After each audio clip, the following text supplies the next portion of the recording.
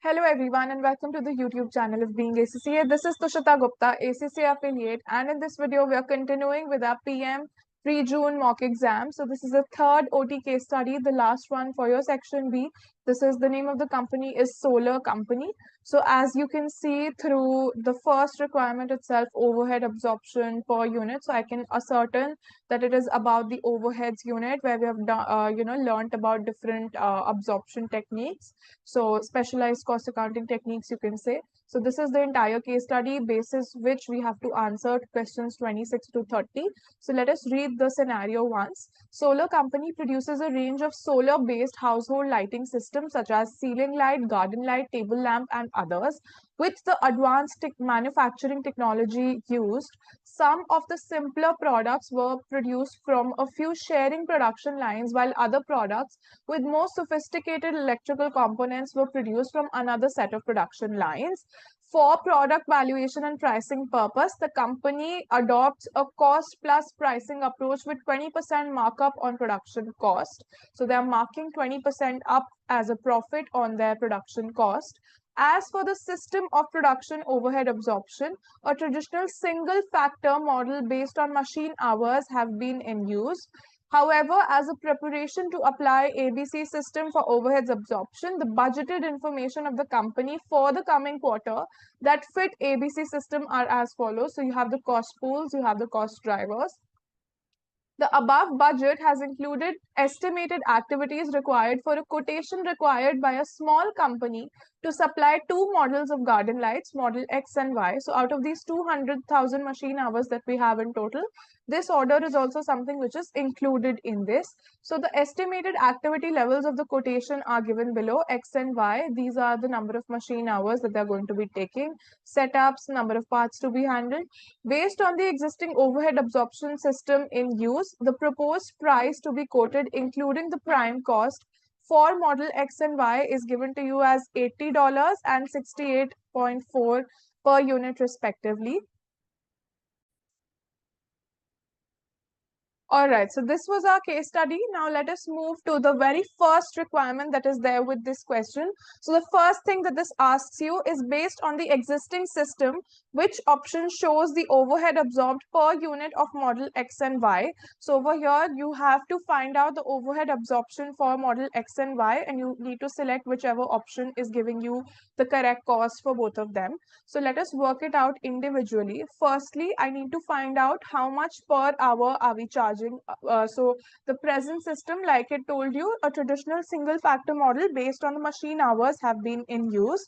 So to first find out my overhead absorption rate, it's nothing but the total cost which is there, 1480000 divided by your total number of hours which are being used, which is 200,000 machine hours. So this 7.4 is worked out as my overhead absorption rate. Now the next thing that I need to do is find out how many hours is each unit of X and Y taking, and then if I multiply the overhead absorption rate, I will have the overhead absorbed per unit. So firstly for X and then for Y. So for X, I will be producing 5,000 units and I will take 35,000 machine hours. That means per unit, I am taking 7 hours. 7 hours is being taken per unit of X, and 20,000 divided by 4,000. That means 5 hours are being taken per unit of product Y. So the absorption rates are going to be simple, just the number of hours that they take multiplied by the cost that we absorb per hour. So this multiplied by this figure over here. So 51.8 and 37, this is what we get in option 4. So we select this one over here. Moving ahead to the next question, based on ABC system, which option shows the overhead absorbed per unit of model X and Y? So now we have to base our calculations on the ABC system. So these are all of the cost pools along with the cost drivers, and then below we have the information regarding how much of what is X and Y using. So first, let us find out the cost per, a cost according to the driver. So I can, just for the purpose so that I can illustrate you how we solve this, I'm first putting in the cost pool, then I'm putting the cost driver rate. So basically it's going to be the rate at which we adjust for the cost. So firstly, if you take the setup cost, let me insert a row over here, a column. Yes. So the first thing that I have is my setup. And for the setup, basically the total cost that I'm incurring is 320.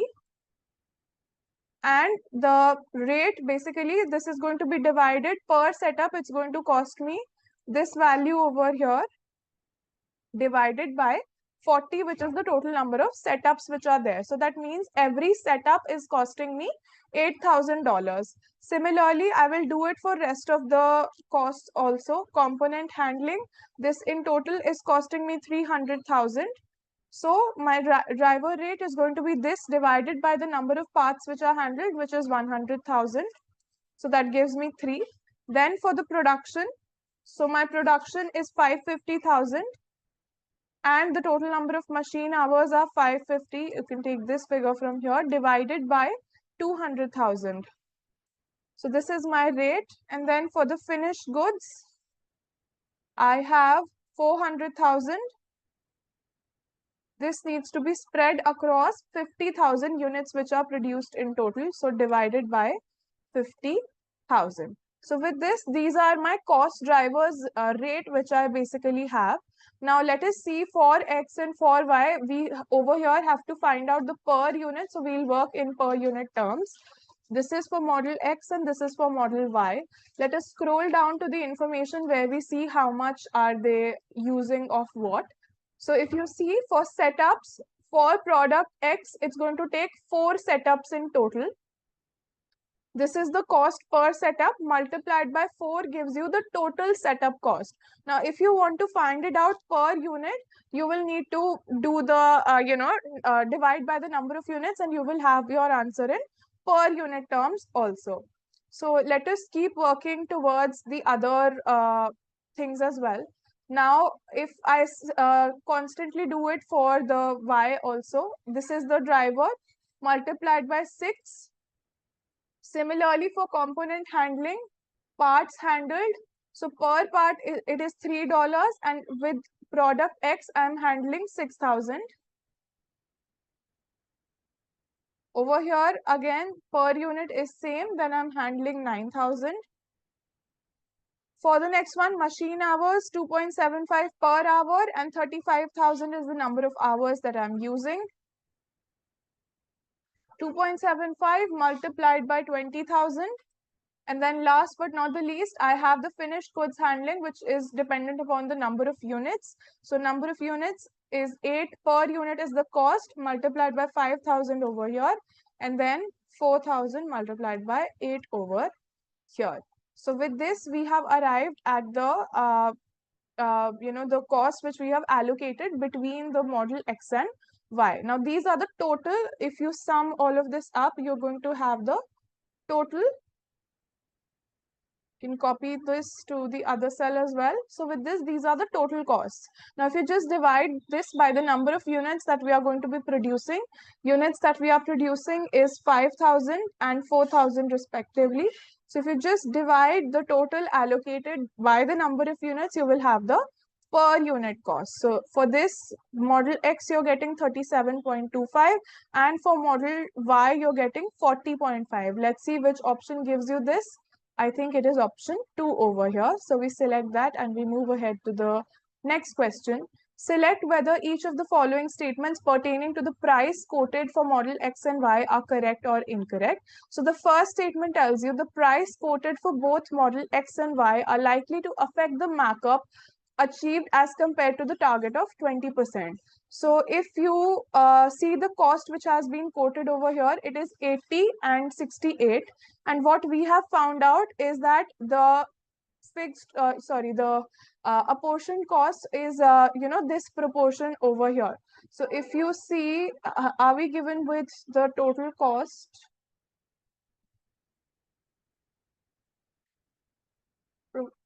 Including prime cost. So we are given with the selling price.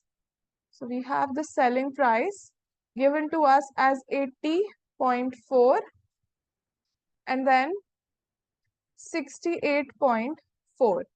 So basis that if I see, if I just apply a 20% markup on just my overhead simply, how much is my markup going to be?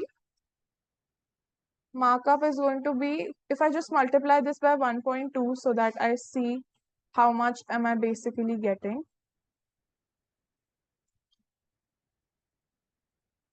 So if you see over here, a majority chunk of your, so over here, the price quoted for both model X and Y are likely to affect the markup achieved as compared to the target. Definitely yes, because if you see, we are not including the prime cost over here, just applying a 20% markup on simply your overheads, you're getting these high figures. So definitely, this is going to affect the target markup, which you have thought to be 20%. Then the price quoted for model X are likely to be underpriced, whereas model Y are likely to be overpriced. This is absolutely incorrect. And why is that? Because the model X per unit, if you see, it's basically lower using the ABC costing, because even though the number of units are high over here, it is using lesser of your, if you divide it according to the cost drivers, it is using lesser of your resources, the drivers which are being utilized. So over here, ABC, with using ABC, you're getting a lower per unit cost for model X. Hence, this statement is incorrect.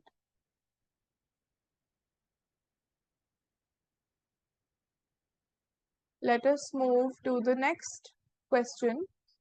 This is the second last one. The prime cost per unit is given to be this much and this much. Based on the price which has been quoted, what is the revised markup for both X and Y when adopting ABC? So let us see how much markup are we getting if we use this as our prime cost. So let us do our calculations. This is the price that we have quoted. This is our selling price. So the selling prices are right in front of us. Now, if we take our prime cost is given to be 15.2 and then 20 respectively. Then next thing I need are my overheads right over here.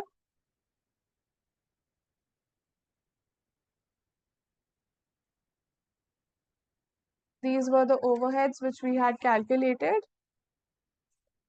All right. Now the next thing that I find out is my, gross profit. So my gross profit is nothing but selling price minus this minus this. So I get this as my gross profit. Drag it to here as well. Now, if you see the revised markup is always based on cost. So over here, if I need to find out how much my markup over here is, so my markup will be nothing but this value over here divided by how much I have found out to be the total cost. So let me total up the cost in one place.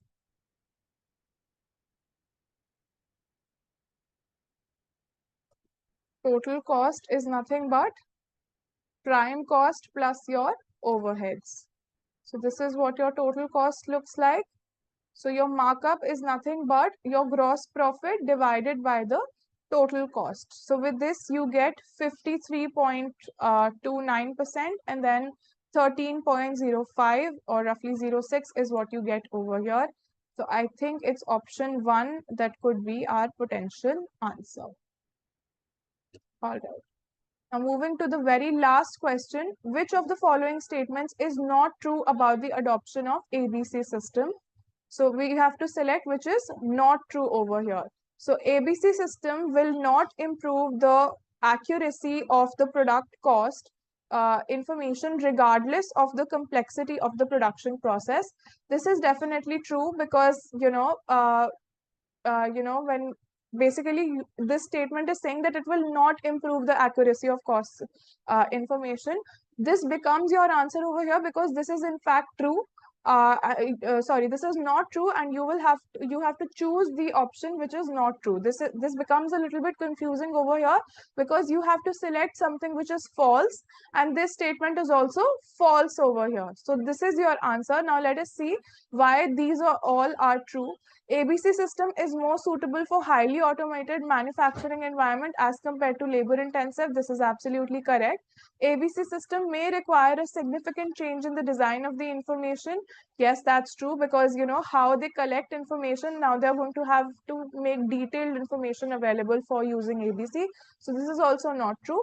Moving to the very last statement, ABC may lead to improvement in profitability and market competitiveness. This is not true. Hence, this is not your answer. With this, we have come to an end to this question. I hope that this was useful, and I'll see you in the next one.